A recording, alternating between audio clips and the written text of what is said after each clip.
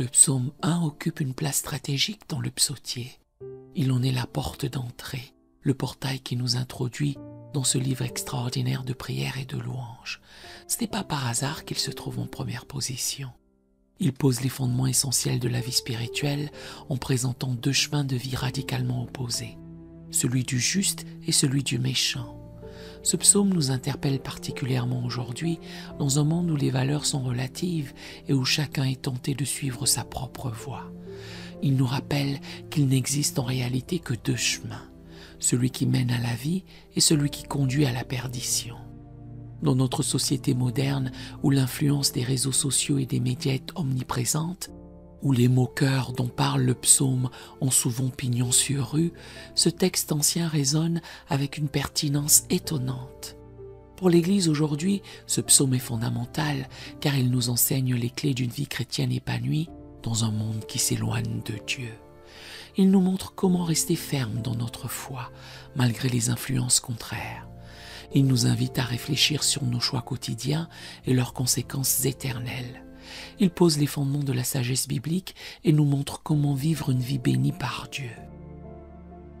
Verset 1. Heureux l'homme qui ne marche pas selon le conseil des méchants, qui ne s'arrête pas sur la voie des pécheurs et qui ne s'assied pas en compagnie des moqueurs. Le psaume s'ouvre sur le mot heureux, en hébreu ashrei, qui évoque plus qu'un simple bonheur passager. Il s'agit d'une félicité profonde, d'un état de bénédiction. Observons la progression subtile du péché décrite ici. D'abord, on marche. On commence à prêter l'oreille aux conseils du monde, puis on s'arrête. On commence à considérer sérieusement ces conseils. Enfin, on s'assied, on s'installe dans cette mentalité, on devient soi-même un moqueur. Cette progression nous rappelle le psaume 26, versets 4 à 5. « Je ne m'assieds pas avec les hommes faux, je hais l'assemblée de ceux qui font le mal. » Remarquez comment chaque action implique un engagement plus profond. D'abord on marche près du péché, puis on s'y arrête et finalement on s'y installe. Ce verset nous parle de cheminement spirituel. Le psalmiste commence par définir ce qui signifie être béni ou heureux aux yeux de Dieu. Ce bonheur est directement lié à nos choix et à notre mode de vie. Nous sommes encouragés à éviter 3 comportements: marcher dans le conseil des méchants, s'arrêter sur la voie des pécheurs et s'asseoir avec les moqueurs. Cela montre une progression dans l'implication avec le mal. D'abord suivre des mauvais conseils, puis s'engager dans une voie pécheresse, pour enfin se joindre à ceux qui se moquent de ce qui est saint. La véritable bénédiction réside dans la séparation de ces influences. Dans notre société où les valeurs chrétiennes sont souvent ridiculisées, ce verset nous appelle à la vigilance. Comme Paul le dit dans 2 Corinthiens 6, verset 14, nous ne devons pas nous mettre sous un joug étranger avec les infidèles. Cela s'applique à nos choix de divertissement, nos amitiés, nos influences sur les réseaux sociaux. Verset 2. Mais qui trouve son plaisir dans la loi de l'Éternel et qui la médite jour et nuit. Voici l'alternative positive. Au lieu de suivre les conseils du monde, l'homme béni trouve sa joie dans la parole de Dieu. La méditation n'est pas une activité occasionnelle, mais continue, jour et nuit. C'est un engagement total du cœur. Ce verset introduit un contraste radical avec le premier. Le mot « mais » est crucial. Il marque la rupture entre les deux voies. Le terme plaisir est significatif. La méditation de la parole n'est pas présentée comme un devoir pesant, mais comme une source de joie. C'est un désir profond, comme celui décrit dans le psaume 42. Comme une biche soupire après des courants d'eau.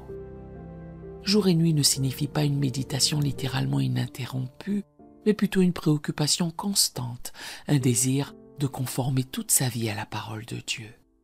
Le bonheur est aussi lié à notre rapport avec la parole de Dieu. Plutôt que de suivre les voies du monde, l'homme béni trouve son plaisir dans la loi de Dieu. Il la chérit. La méditation de cette loi, jour et nuit, indique une relation continue et intime avec Dieu. Cette attitude de cœur nous garde connectés à lui, nourrissant notre âme constamment. Pour le chrétien d'aujourd'hui, ce verset souligne l'importance cruciale de la parole de Dieu. Comme Jésus l'a dit, l'homme ne vivra pas de pain seulement, mais de toute parole qui sort de la bouche de Dieu. La méditation n'est pas une option, mais une nécessité vitale pour notre croissance spirituelle. Verset 3. Il est comme un arbre planté près d'un courant d'eau, qui donne son fruit en sa saison et dont le feuillage ne se flétrit point. Tout ce qu'il fait lui réussit. Belle image de la stabilité et de la fécondité spirituelle.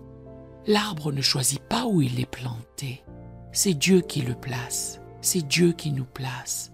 Près des eaux, il reçoit constamment la nourriture dont il a besoin, comme nous avons besoin de nous abreuver continuellement à la source divine. L'image de l'arbre est riche en enseignements. Planter suggère la stabilité, l'enracinement. Près d'un courant d'eau évoque une source constante de vie et de rafraîchissement. Donne son fruit en sa saison implique que la fécondité n'est pas forcée mais naturelle. Dont le feuillage ne se flétrit point connote que sa vigueur est maintenue même dans l'adversité. Cette image nous rappelle Jérémie 17, versets 7 à 8, qui utilise la même métaphore. Ce verset est une magnifique métaphore de la prospérité spirituelle. L'arbre planté près des eaux est nourri et stable, il porte du fruit en son temps. Cela symbolise un croyant dont la vie est enracinée dans la parole de Dieu. Cette stabilité apporte des résultats dans le temps approprié et la bénédiction divine se reflète dans tout ce qu'il entreprend. Cette image évoque Jean 15, verset 5, où Jésus dit « Je suis le cep, vous êtes les sarments ». Un chrétien enraciné en Christ et nourri par sa parole portera naturellement du fruit. Amour, joie, paix. Galates 5, verset 22. La réussite promise n'est pas nécessairement matérielle, mais spirituelle.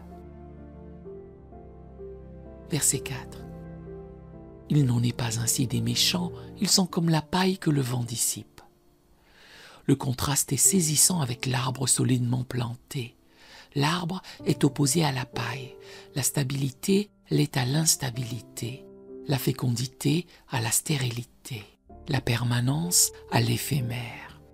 En contraste avec l'arbre bien enraciné, les méchants sont comparés à de la paille, légère, sans racines et sans substance, à la merci du vent, ce qui montre leur manque de fondement spirituel. Leur vie est instable et éphémère, sans véritable fruit spirituel. Cette image nous rappelle la futilité d'une vie sans Dieu. Verset 5.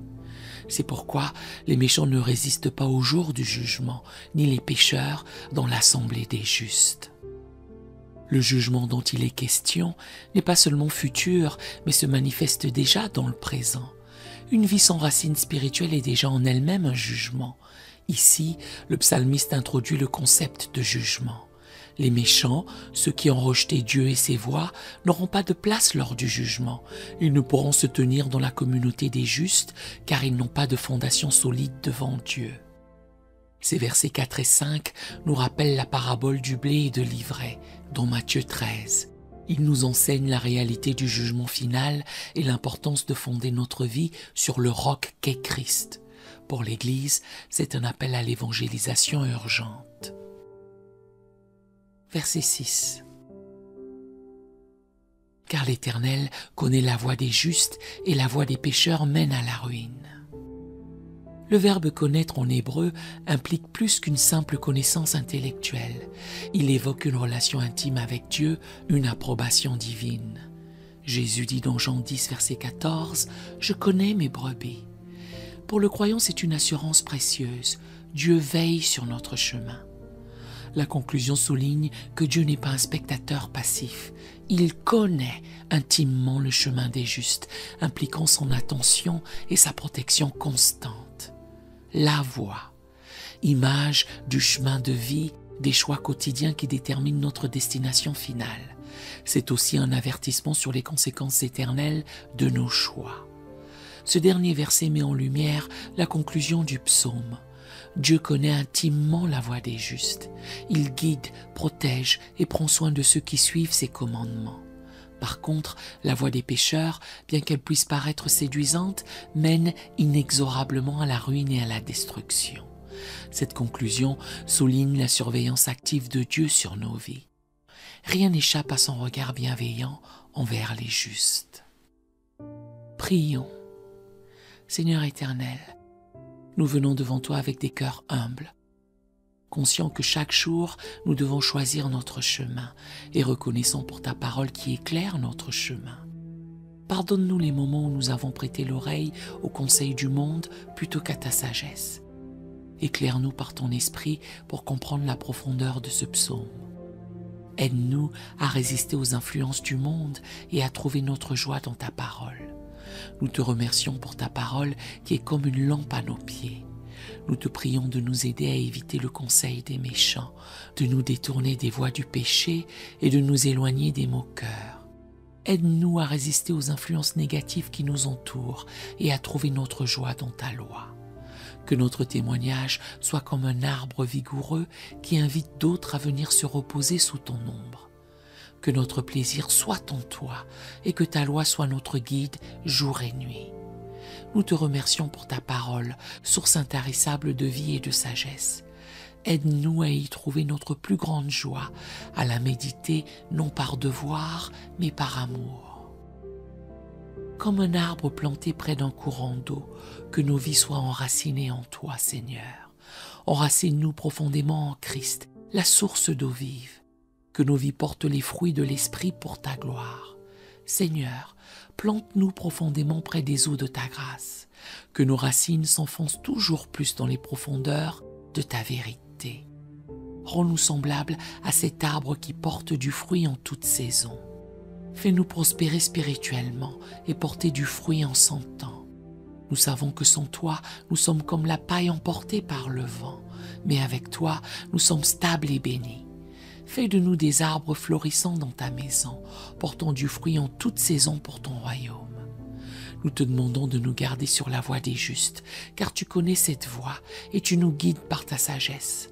Donne-nous la sagesse de reconnaître les chemins qui mènent à la vie et le courage de les suivre, même quand ils semblent difficiles.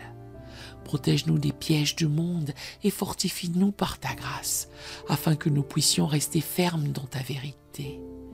Donne-nous la sagesse de choisir chaque jour le chemin de la vie.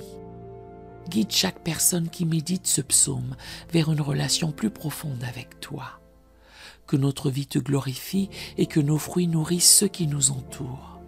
Que ton Église soit comme cet arbre florissant, témoignant de ta grâce dans un monde assoiffé. Au nom de Jésus, nous prions et scellons cette prière. Amen. Nous aimerions vous donner l'opportunité de faire de Jésus le Seigneur de votre vie. Voulez-vous bien prier avec moi?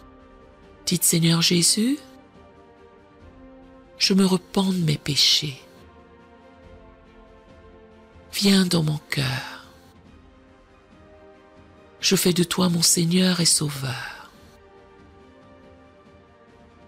Et merci Seigneur pour le baptême du Saint-Esprit en moi. Dans le nom de Jésus. Par cette simple prière, nous croyons que le Saint-Esprit vous conduit sur le chemin de la nouvelle naissance. Allez dans une bonne église dont le fondement est la parole de Dieu, passez par les eaux du baptême et donnez à Dieu la première place. Nous espérons de tout cœur que ce message vous encouragera. Si vous connaissez quelqu'un qui puisse être encouragé, s'il vous plaît, envoyez-le lui pour nous aider à atteindre plus de gens et à propager l'Évangile. Édifions le corps de Christ ensemble. Appuyez sur la cloche des notifications et merci infiniment de nous soutenir en vous abonnant à notre chaîne. N'hésitez pas à laisser vos requêtes de prière dans la section des commentaires. Sachez que même si vous ne voyez pas de réponse à votre requête, que ce soit sur YouTube, email, Facebook ou sur Messenger, nous avons prié pour vous. Nous invitons humblement le corps de Christ à soutenir chaque requête en écrivant une prière dans la section commentaires. Tenez-vous ferme dans la foi avec nous pendant que nous prions. Que la grâce et la paix du Seigneur Jésus-Christ soient avec vous tous et qu'il vous bénisse merveilleusement.